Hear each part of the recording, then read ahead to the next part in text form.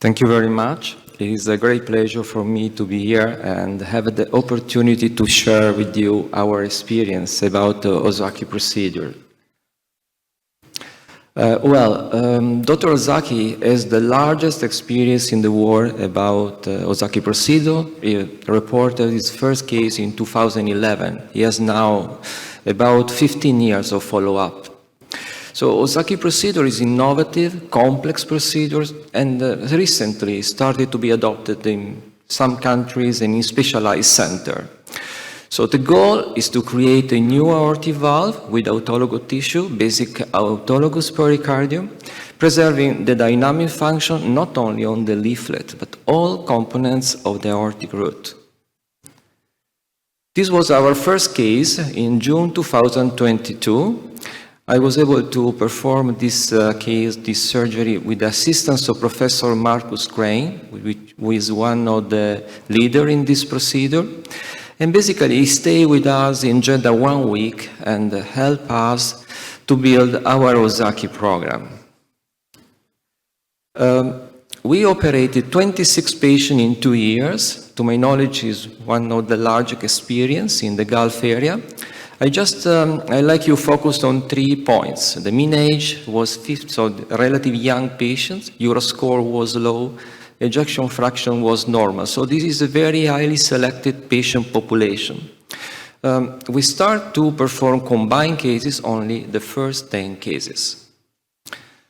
About the pathology of the valve, you see that most of the patients had aortic stenosis, 4 patients aortic regurgitation. We were able to apply this technique in different types of anatomy. The easiest one, a symmetric tricuspid valve, and then we did bicuspid valve type 1 and 1 case of quadricuspid valve. Now I will go through the technical steps of the procedure. You see we harvest the pericardium. The pericardium is fixed with gluteral dye for 10 minutes after we mount the pericardium on a plastic plate. Then we'll do our aortotomy, should be transverse aortotomy. Then the valve will be removed like any aortic valve, and we need to perform a very meticulous decalcification of the aortic annulus. And then we'll proceed to sizing, which is considered one of the most critical steps of this procedure.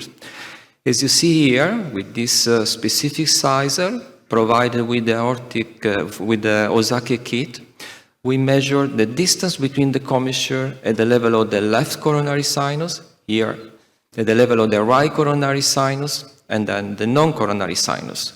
So the goal is to obtain 3 leaflets with specific size in order to tailor and have a personalized valve. Then you see here, we use this template provided by the OZAKI kit, and we mark the pericardium. This is a straight line which will correspond to the 3 leaflets of the leaflet. This curved line is the one will be sutured to the aortic annulus, and then we will proceed to mark the nadir of the valve, and this is the nadir, and then progressively all these dots that will guide us to put our stitches. Then we will trim the pericardium in order to attain 3 leaflets with specific size. This is the final valve. You see that is very similar to the native aortic valve.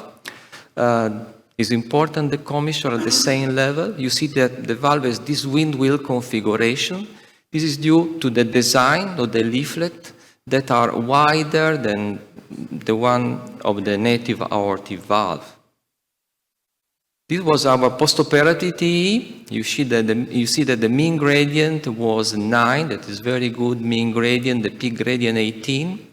You can appreciate on the short axis the very nice mobility of all 3 leaflets with very good effective orifice area. A good laminar flow in the long axis and also a good coaptation length in the diastole. These were our postoperative results. We didn't have any major complication, but you have to remember that our population was a population, very selected populations. And our mean postoperative length of stay was 6 days. About follow-up, the mean follow-up is 1 year, basically. We cannot say too much about the durability of the valve, but we didn't find any significant difference from the echo performed pre-discharge and the one during a follow-up without any new aortic regurgitation. Basically, AVNeo is a very attractive, reproducible, and safe surgical option. We can treat with this procedure most of the pathology of the aortic valve and different types of anatomy.